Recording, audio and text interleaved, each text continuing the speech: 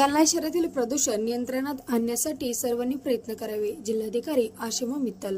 जालना शहरात वाढत्या प्रदूषणामुळे नागरिकांच्या आरोग्यावर मोठ्या प्रमाणावर दुष्परिणाम होत असून अनेकांना विविध आरोग्यविषयक समस्या निर्माण होत आहे.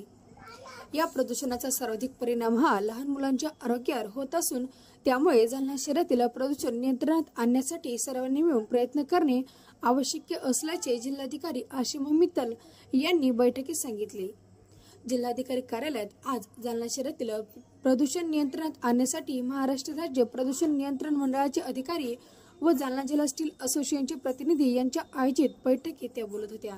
या बैठकीस महाराष्ट्र राज्य प्रदूषण नियंत्रण मंडळाचे प्रादेशिक अधिकारी मनीष होळकर, उपप्रादेशिक अधिकारी दीपक बनसोड, क्षेत्र अधिकारी रवी जाधव, जालना स्टील असोसिएशनचे सर्व प्रतिनिधी व आणि उद्योजकता संस्था IIT मुंबईतील तंत्रज्ञान प्रवर्धन केंद्राचे इंद्रकांत झा यांची उपस्थिती होती. केदारखेड प्रतिनिधी BK